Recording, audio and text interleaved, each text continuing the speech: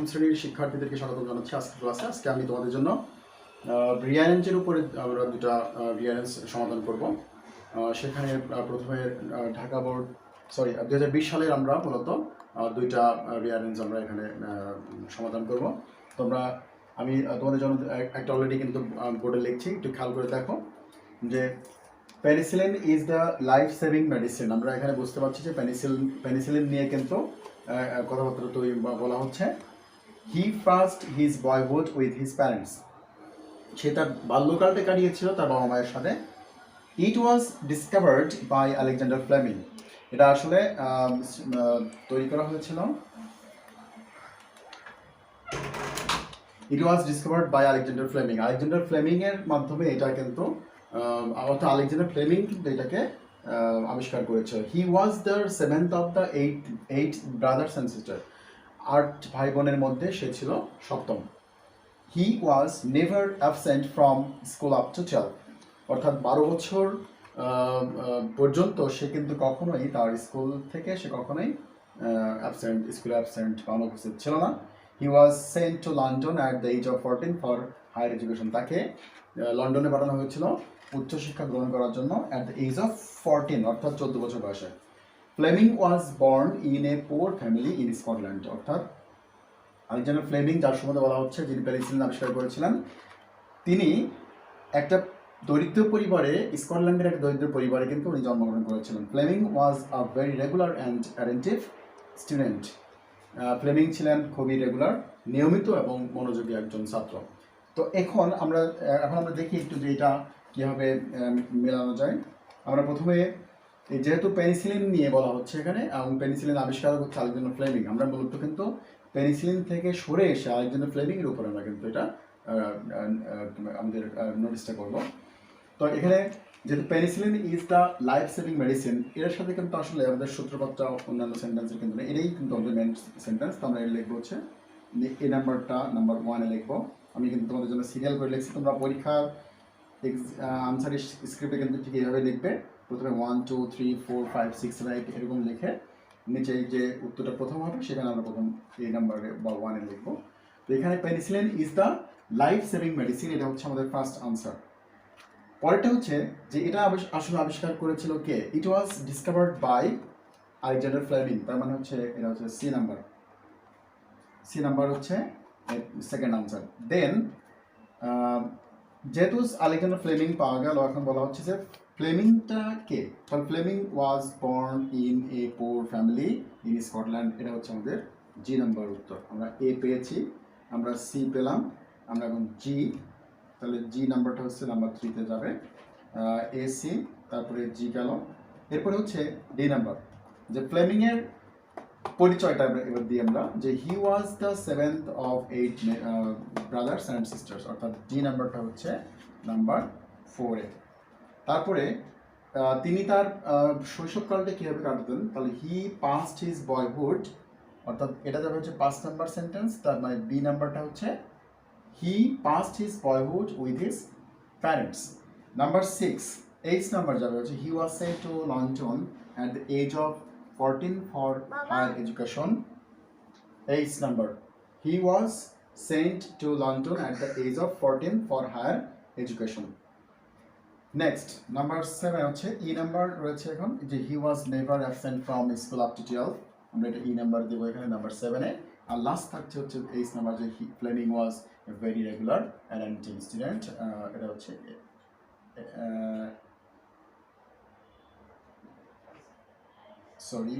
এটা হচ্ছে F number, he was sent to London, এটা হচ্ছে এফ নাম্বার হবে এটা।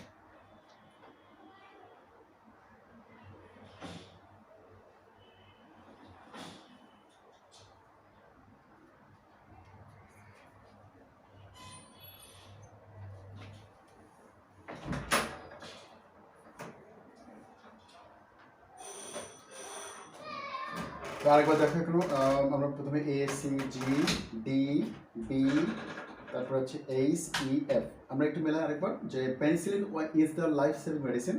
সি নাম্বার হচ্ছে it was discovered by Alexander Fleming. Number জিতে রয়েছে হচ্ছে যে Fleming was born in a very poor family in Scotland.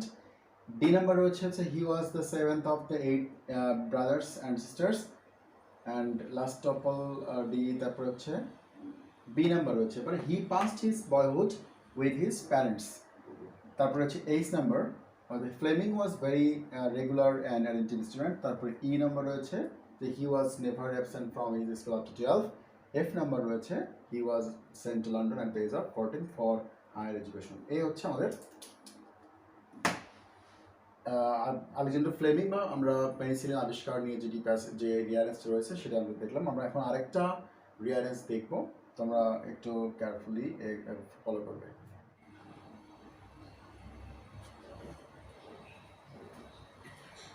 ওকে, আমরা দ্বিতীয় রিয়ারেন্সটি সমাধান করবো এখন। তোমরা এখানে দেখতে পাচ্ছ যে আমরা 8টা সেন্টেন্স এখানে ক্রিয়েট করা আছে যে suddenly he stopped one of the guest. B number রয়েছে the marriage ceremony was over and the guest were all going to the feast.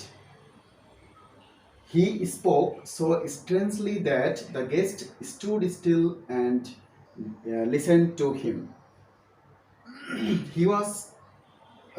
He saw, sorry, এটা saw হবে এটা।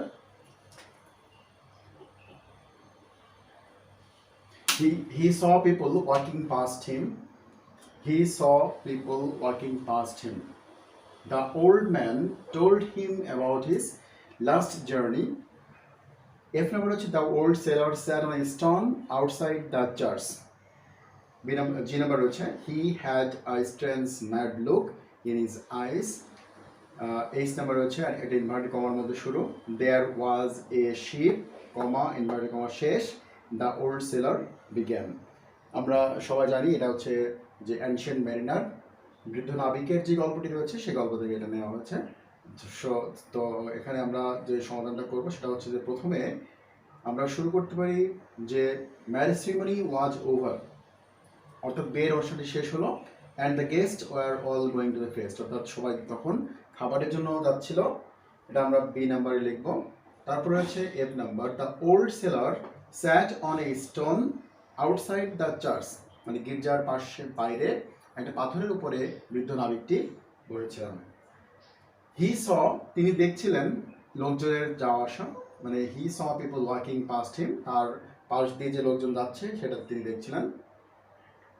তারপরে he had a strange mad look in his eyes, তার চোখে ছিল একটা উন্মত্ত দৃষ্টি। He had a strange mad look in his eyes. Suddenly, হঠাৎ করে তিনি একজন গেস্টকে থামালেন। Suddenly he stopped one of the guest, অর্থাৎ 5 নম্বর সিরিয়ালটা হবে এ নাম্বারটি। নেক্সট হচ্ছে H number there was a ship, উনি থামানোর পরেই কিন্তু গল্পটি শুরু করলেন যে there was a ship the old seller began, একটা জাহাজ ছিল, এভাবে তিনি গল্পটি শুরু করলেন। সি নম্বরে he spoke so strangely that, তিনি এত অদ্ভুত করে বলছিলেন যে দ্য গেস্ট স্টুড স্টিল, সেই গেস্টটি কি হলো স্টুড স্টিল, সে নিশ্চুপ দাঁড়িয়ে রইল অ্যান্ড লিসেন টু হিম, তার কথা শুনতে শুরু করল, মানে শুনছিল। তারপরে last one the old man told him about his last journey, এটা হচ্ছে আমাদের লাস্ট লাইন। তো এই হচ্ছে আমাদের মূলত আমরা আজকে ভিডিওর সমাধান করলাম। তোমরা বাসায় প্র্যাকটিস করতে হবে 2020 সালের যে 2020 সালের যে প্রশ্নটা রয়েছে সেটা তোমরা অবশ্যই সমাধান করবে। তো তোমাদের হোমওয়ার্ক আসলে তেমন কিছু নয়, জাস্ট এই রিয়ারেন্সটাকে বারবার প্র্যাকটিস না করলে কিন্তু আসলে এটা ভুলে যাওয়া সম্ভব, মানে অসম্ভব কিছু নয়। তো তোমরা এটা বারবার প্র্যাকটিস করবে।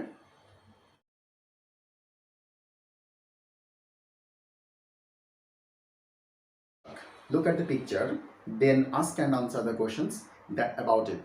তোমরা একটা ছবি দেখতে পাচ্ছ এখানে, ছবিটার সম্বন্ধে তোমাদেরকে প্রশ্ন করতে হবে এবং উত্তর করতে হবে যে আসলে ছবিটি এখানে দেওয়া আছে প্রশ্নগুলো যে হোয়াটস দ্য পিকচার অ্যাবাউট, এই ছবিটি কি সম্বন্ধে বলা হচ্ছে। নিশ্চয়ই আমরা বুঝতে পারছি এখানে যে একটা the people are gathering here and they are sitting under big banyan tree. Where do you think the picture was taken, তোমার কাছে মনে হয়েছে যে এই ছবিটি থেকে তোলা হয়েছে। আমরা জানি যে রমনা বটমূলের এই ছবিটি সব জায়গায় কিন্তু বিখ্যাত, তো আমরা এটা বলতে পারি যে রমনা বটমূলের থেকে এই ছবিটি তোলা হয়েছে। The picture was taken at Ramna বটমূল। What are the people doing, তারা কি করছে, তারা হচ্ছে একই ধরনের ট্র্যাডিশনাল ড্রেস পরে তারা দে আর সিঙ্গিং কোরাস, কোরাস মানে হচ্ছে সমবেত সঙ্গীত বা দলীয় সঙ্গীত, তারা এখানে গাচ্ছে। সো এই তিনটা প্রশ্ন। নাও পার্ট বিতে read the text and complete the task C and D. আমরা এই বি নাম্বারটা পড়বো, বি নাম্বারটা পড়ার পরে এবং আমাদের সি এবং ডি নাম্বারের যে কাজটি রয়েছে সেই কাজটা আমরা এখানে করার চেষ্টা করব। সো আমি রিড আউট করছি, তোমরা সাথে একটু আমার সাথে একটু খেয়াল করবে, বাংলা মিনিংটা বোঝার চেষ্টা করো এবং ইম্পর্টেন্ট যে এমসিকিউগুলো থাকে, কোশ্চেন আনসার থাকে তা বোঝার জন্য। আমাদের এখানে মেনলি তিনটা কোশ্চেন খুব গুরুত্বপূর্ণ। একটা হচ্ছে এমসিকিউ কোশ্চেন আনসার এবং হচ্ছে fill in the blanks with appropriate word. Now I'm reading out the text. Poila Boishakh is the first day of Bangla new year. Bangla নতুন বর্ষের প্রথম দিন হচ্ছে Poila Boishakh. The day is a public holiday. এই দিনটি হচ্ছে পাবলিক হলিডে মানে সরকারি ছুটির দিন। আমরা এখানে এই যে পাবলিক ওয়ার্ডটা তোমরা আন্ডারলাইন করতে পারো এই ওয়ার্ডটার নিচে, দ্য পাবলিক হলিডে, পাবলিক এই ওয়ার্ডটার নিচে তোমরা আন্ডারলাইন করবে। সো পাবলিক বলতে আমরা কী বুঝি? পাবলিক মানে হচ্ছে গভর্নমেন্ট হলিডে। পাবলিক মানে হচ্ছে যে এটা একটা সরকারি ছুটির দিন, government holiday, public holiday. Okay, the day অর্থাৎ এক কথায় বলা যেতে পারে যে পাবলিক ওয়ার্ডটার পরিবর্তে কোন ওয়ার্ডটা দিলে এখানে অ্যাপ্রোপ্রিয়েট হয়, তা আমরা এখানে দিব হচ্ছে যে government holiday. The day has special significance for us. আমরা আগেই বলেছি যে what is the significance of this day, তাহলে উত্তরটা হচ্ছে the day has special significance for us, আমাদের জন্য একটা গুরুত্ব রয়েছে। অ্যাজ, যেহেতু it is the part of Bangali culture and tradition, এটা বাঙালি সংস্কৃতি এবং ঐতিহ্যের একটা অংশ। People from all walks of life, যে all walks of life, all স্ট্রেটা of life, সমাজের সর্বস্তরের মানুষ irrespective of their ethnic identity, তাদের যে নৃতাত্ত্বিক যে পরিচয় সেটা নির্বিশেষে, অর রিলিজিয়াস বিলিভস, ধর্ম যাই হোক না কেন সবগুলো ভেদাভেদ ভুলে celebrate the day with traditional festivities, অর্থাৎ উৎসবমুখর পরিবেশে এই দিনটাকে তারা উদযাপন করে থাকে। On this day the whole of Bangladesh is in a festive mode, সমস্ত বাংলাদেশ একটা উৎসবমুখর পরিবেশ ধারণ করে। The day inspires people to start life with renewed hopes and aspirations. এখানে হোপস অ্যাসপিরেশনস মাঝখানে একটা অ্যান্ড আসলে হওয়ার কথা, এবং হোপ এটাও হবে কারণ এখানে প্রিন্টিং আসেনি। হোপস অ্যান্ড অ্যাসপিরেশন, আশা আকাঙ্ক্ষার নতুন বার্তা নিয়ে দিনটিকে শুরু করতে আমাদেরকে উৎসাহিত করে। মানে এই দিনটি আমাদেরকে কীভাবে অনুপ্রাণিত করে, কীভাবে? The day inspires people to start life with renewed hopes and aspirations. Every year the day is celebrated traditionally, প্রতি বছর এই দিনটি ঐতিহ্যের সাথে উদযাপন করা হয়ে থাকে। পিপল ওয়েক আপ, ঐতিহ্যটা কী আসলে সেটা হচ্ছে ট্রেডিশনালি বলা হচ্ছে কেন, why is it called traditional. Traditional বলতে এটা বোঝায় আমরা যে ঐতিহ্য, বাঙালির মানে বংশ পরম্পরায় বা অনেক সময়ের অনেক আগে থেকে যে কাজগুলো মানুষ একই ধারাবাহিকভাবে করে আসে সেটাকে হচ্ছে মানুষের ট্রেডিশন বা ঐতিহ্য। So people wake up early in the morning, এটা কিন্তু আসলে সেই প্রথম থেকে যখন শুরু হয়েছে তখন থেকে কিন্তু এটা মানুষ করে আসছে এখন পর্যন্ত, এই জন্য এটাকে বলা হচ্ছে tradition. So people wake up in the morning, have a bath, they before going to attend the processions they wash themselves and wear beautiful clothes. For women wear white sarees with red bordered. লাল পাড়, আমরা red border বলতে আমরা এখানে বুঝি লাল পাড়ের সাদা শাড়ি পরিধান করে মেয়েরা। অ্যান্ড অ্যাডর্ন দেমসেলফ, অ্যাডর্ন মানে হচ্ছে সাজানো, সুসজ্জিত করা, ডেকোরেট করা। অ্যাডর্ন মানে হচ্ছে সাজানো। আমরা যেমন তারা মেয়েরা সাজগোজ করে, সেই সাজগোজটা ইংলিশ হচ্ছে এখানে অ্যাডর্ন বা ডেকোরেট দেমসেলভস উইথ কালারফুল চুড়িস অ্যান্ড ফ্লাওয়ার্স, বিভিন্ন রং বেরঙের চুড়ি, কাচের চুড়ি এবং হচ্ছে তার ফ্লাওয়ার্স, ফুল দিয়ে তারা নিজেদেরকে সুসজ্জিত করে। While men dress themselves in pajamas and panjabis, যেটা হচ্ছে ছেলেদের ঐতিহ্যগত একটা পোশাক, তারা হচ্ছে পাজামা এবং পাঞ্জাবি তারা পরে থাকে। It's a day when people love eating traditional food.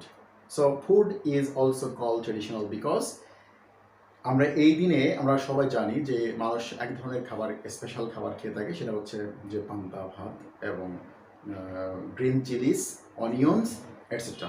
অর্থাৎ কাঁচা মরিচ এবং পেঁয়াজ দিয়ে কিন্তু মানুষ এই দিনটা পান্তা ভাত খেয়ে থাকে, এই জন্য এটাকে বলা হচ্ছে ট্রেডিশনাল ফুড। আরেকটা বিষয় আছে এখানে যে তারা কিন্তু মিষ্টিমুখ করে থাকে, এটাও কিন্তু একটা ট্রেডিশনাল খাবারের মধ্যে পড়ে। সো আমরা যদি বলা হয় যে make some list of traditional foods, কিছু খাবারের নাম লিস্ট করো, তখন আমরা এই ওয়ার্ডগুলো, এই খাবারের নামগুলো আমরা এখানে ইউজ করবো। So one of the most colourful events of this day is held in Dhaka.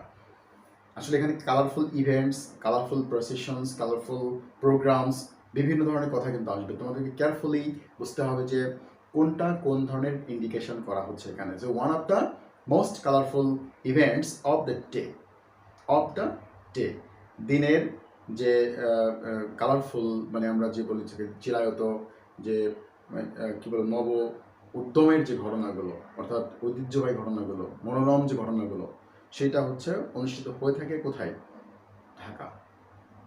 Early in the morning, খুব সকালবেলায়, people in hundreds and thousands, বলার সুযোগ নেই যে 100 বা 1000, এরকম না, কিন্তু আসলে হান্ড্রেডস, শত শত, uncountable number of people, and thousands of people, uncountable also.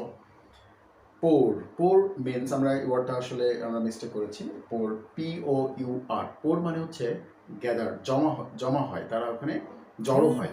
আমরা কিন্তু পোর মানে যে পোরের বাংলা মিনিংটা হচ্ছে কি বলে ঢালা, বাট এখানে কিন্তু পোর মিনিংটা হচ্ছে জড়ো হওয়া বা gather in from all directions to attend the cultural functions at Ramna Batamul organised by সায়ানট।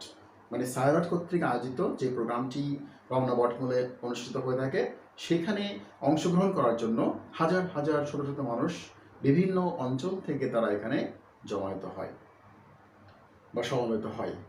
আমরা এই পোর ওয়ার্ডটা, POUR, তোমরা একটু খেয়াল করে রাখো, মার্ক করে রাখো যে পোর, POUR, পোর মানে হচ্ছে গ্যাদার বা অ্যাসেম্বল, ASSEMBLE, অ্যাসেম্বল মানে হচ্ছে জমা হওয়া বা সমবেত হওয়া।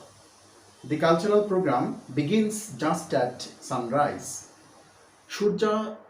সূর্য উদয়ের সাথে সাথে এই দিনটি, এই কালচারাল প্রোগ্রামটি, সাংস্কৃতিক অনুষ্ঠানটি শুরু হয়ে থাকে। অর্গানাইজড অ্যান্ড রিনাউন্ড আর্টিস্ট, আমরা রিনাউন্ড লিখেছিলাম যে রিনাউন্ড মানে হচ্ছে বিখ্যাত বা খ্যাতনামা, আর্টিস্ট মানে শিল্পী, of the country take part মানে হচ্ছে অংশগ্রহণ। তোমরা এই ওয়ার্ডটার সাথে পরিচিত সবাই, আমি এই জন্য লিখিনি। টেক পার্ট মানে হচ্ছে অংশগ্রহণ করে। ইন দিস প্রোগ্রাম, এই প্রোগ্রামে, that starts with famous Tagore song, যেই অনুষ্ঠানটি শুরু হয়ে থাকে বিখ্যাত গান, যেটা রবীন্দ্রনাথ লিখেছিলেন, টেগোর সং, এসো হে বৈশাখ এসো এসো, এই গানটার মাধ্যমে এই কার্যক্রমটি বা এই প্রোগ্রামটি শুরু হয়ে থাকে। আর্টিস্ট অলসো সিং, তারা কিন্তু আরও গান গেয়ে থাকে। ট্রেডিশনাল ফোক সং মানে হচ্ছে লোকসঙ্গীত বা লোকগীতি। And perform classical dances to the rhythm of musical instrument, অর্থাৎ যে বাদ্যযন্ত্রের তালে তালে বা ছন্দে ছন্দে তারা কিন্তু নৃত্য পরিবেশনা করে থাকে। People also come to join the colorful processions, the biggest carnival. এই যে বলা হচ্ছে what is the biggest carnival of the state of the country, তাহলে আমরা কিন্তু অন্য আগেরটা পড়েছিলাম যে রমনা বটমূলের যে প্রোগ্রামটি, এটা কিন্তু নয়। এখানে বলা হয়েছে people also come to join colorful procession, একটা শোভাযাত্রা হয়ে থাকে, সেই শোভাযাত্রায় কিন্তু তারা অংশগ্রহণ করে, যেটাকে বলা হচ্ছে the biggest.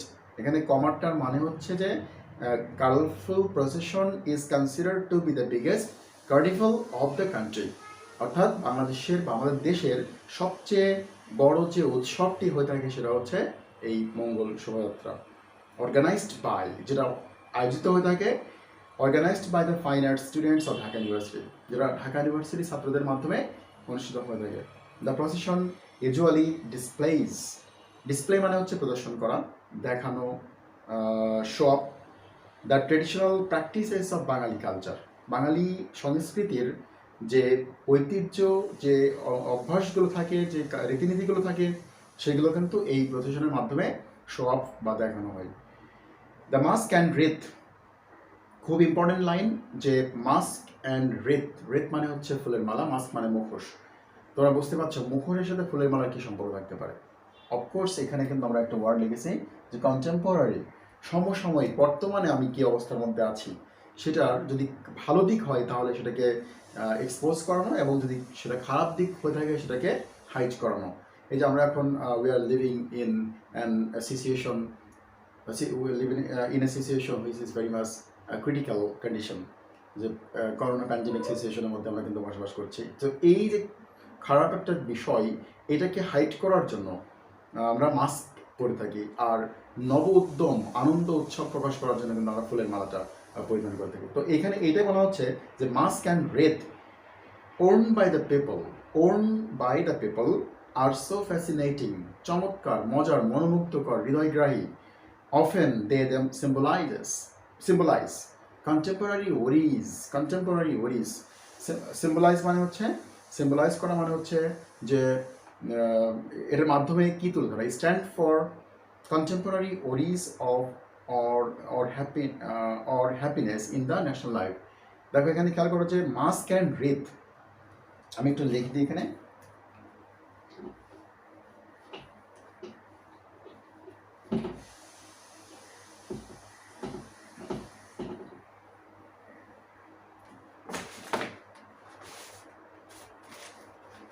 Mask symbolize, M-A-S-K, mask, W-R-E-A-T-S, red.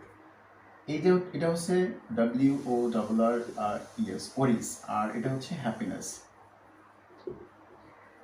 অর্থাৎ mask symbolizes worries and red symbolizes happiness. তাহলে বুঝতে পারছো যে মাস্ক অ্যান্ড রেড এই দুইটা ওয়ার্ডের এদের মাধ্যমে কি সিম্বলাইজ করানো হয়। একটা হচ্ছে কন্টেম্পোরারি ওয়ারিজ অ্যান্ড হ্যাপিনেস, সমসাময়িক সুখ দুঃখকে রিপ্রেজেন্ট করে হচ্ছে এই মাস্ক এবং রেড অর্থাৎ ফুলের মালা। Often they themselves symbolize contemporary worries or happiness in the national life. আমাদের জাতীয় জীবনের যে সমস্ত দুঃখ কষ্টগুলো রয়েছে, সুখগুলো রয়েছে, সেগুলোর মাধ্যমে সেগুলো উপস্থাপন করা হয় এই মাস্ক এবং ফুলের মালার মাধ্যমে। It attracts the increasing number of foreign tourists every year. এটা কিন্তু আমাদের দেশীয় এখন বর্তমান কালচার হওয়া সত্ত্বেও কিন্তু এই প্রসেশনটি বা মঙ্গল শোভাযাত্রাটা কিন্তু সমগ্র বিশ্বের মানুষকে কিন্তু অ্যাট্রাক্ট করতে সক্ষম হয়েছে। অর্থাৎ it has managed to attract the number of foreign tourists in our country. আমাদের দেশের মধ্যে যারা ওই সময়ে যারা টুরিস্ট থাকে তাদেরকে আকৃষ্ট করতে সক্ষম হয়। The day is also observed all over the country. এই দিনটি সারা দেশেই কিন্তু all over the country অর্থাৎ সারা দেশে কিন্তু উদযাপন করা হয়ে থাকে। Different social and cultural organizations, বিভিন্ন সামাজিক এবং সাংস্কৃতিক সংগঠন, educational institutions celebrate the day with their own cultural programs.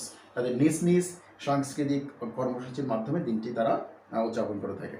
On this day, newspapers bring out, আমরা আগেই বলেছি bring out মানে হচ্ছে প্রকাশ করা, স্পেশাল সাপ্লিমেন্ট, বিশেষ করপত্র তারা এই দিনে প্রকাশ করে থাকে। There are also special programs on the radio and television. Radio টেলিভিশনে কিন্তু বিভিন্ন ধরনের বিশেষ অনুষ্ঠানমালা প্রচার করা হয়ে থাকে। The celebration of Poila Boishakh marks a day of cultural unity of the whole nation.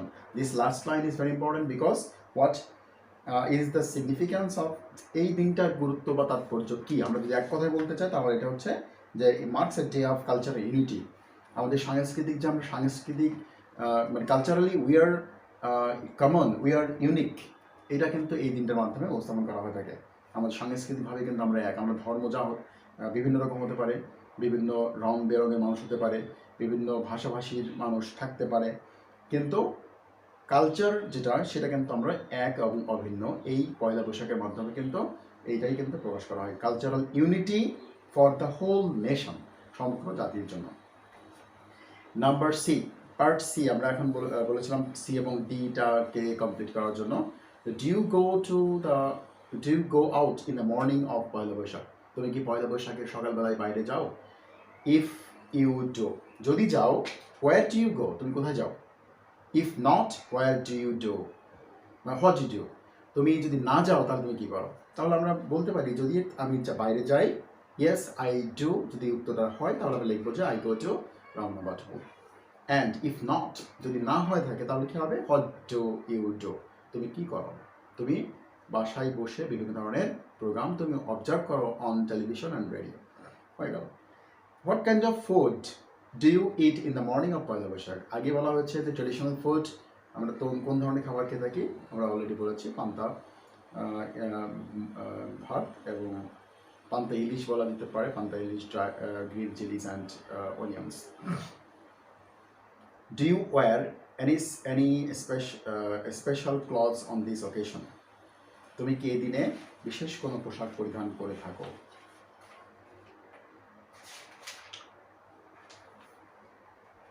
তো এই হচ্ছে, হ্যাঁ, yes I do, I wear special clothes on this day. তুমি যদি মেয়ে হও তাহলে মেয়েদের যে ড্রেসটা রয়েছে সেটা হচ্ছে white saris with red border, and যারা ছেলেদের জন্য রয়েছে এখানে পাজামাস অ্যান্ড পাঞ্জাবিস।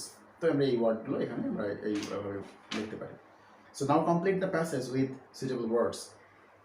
একটা প্যাসেজ রয়েছে যেটা ফিল আপ করতে হবে গুরুত্বপূর্ণ কিছু শব্দ দিয়ে। The word Poila means the first, and Boishak is the dash month of Bangla calendar. আমরা নিশ্চয়ই বুঝতে পারছি Baishakh is the first month of Bangla calendar. First উত্তর হচ্ছে first month of Bangla calendar, FIRST. The day is observed not dash in Bangladesh but dash in some parts of the world. The day is observed not only in Bangladesh. শুধুমাত্র বাংলাদেশেই যে অনুষ্ঠিত হয়ে থাকে এমন কোনো কথা কিন্তু নেই। আমরা এটা পড়লাম যেটা হচ্ছে celebration of Poila Baishakh in our country, আমাদের দেশে এটা উদযাপনটা কেমন হয় তার উপর আমরা কিন্তু বলেছি। যদি এরকম বলা হয় যে এই প্যাসেজের মূল উদ্দেশ্যটা কি, what is the purpose of this passage, আমরা উত্তর এক করে লিখব, the purpose of the passage is to celebrate, মানে is how to celebrate the day in our country. The day is observed not only in Bangladesh but also in some parts of the world. It is celebrated in West Bengal, Assam and Tripura. এরা ত্রিপুরা, আসাম এবং পশ্চিমবঙ্গেও কিন্তু এটা অনুষ্ঠিত হয়ে থাকে বা আয়োজিত হয়ে থাকে। It is also dash in Australia. It is also celebrated. It is also held. Held মানেও কিন্তু অনুষ্ঠিত হওয়া, celebrated, observed, আমরা এই তিনটা ওয়ার্ডের জন্য একটা ইউজ করতে পারি এখানে। So it is also celebrated, it is also observed, it is also held in Australia and the UK. In Australia, the largest dash for Bangla year is the Sydney Boishakhi Mela. Largest festival, largest celebration for Bangla New Year, অর্থাৎ বাংলা নতুন বছরের যে অনুষ্ঠান সেটা হচ্ছে is the Sydney Boishakhi Mela. Sydney Boishakhi Mela held in অথবা held near Sydney Olympic Park, যেটা Sydney Olympic পার্কের নিকটে বা এর মধ্যেও কিন্তু অনুষ্ঠিত হয়ে থাকে। In England the Bangalis also celebrate, ইংল্যান্ডও কিন্তু বাঙালিরা কি করে, also celebrate the day with the street show অথবা স্ট্রিট ফেয়ার, FAIR অথবা SHOW, যে কোনো ধরনের স্ট্রিট পথসভার মাধ্যমে বা পথ মেলার মাধ্যমে দিনটি উদযাপন করে থাকে in London. It is the dash Asian festival. It is the dash Asian festival, largest Asian festival in Europe, dash Australia, Bangladesh and West Bengal. তাহলে লাস্ট ক্যাপটা হবে অস্ট্রেলিয়া। সো এই হচ্ছে আমাদের এই পয়লা বৈশাখের উপরে আমাদের আজকের যে লেসনটি ছিল সেটি।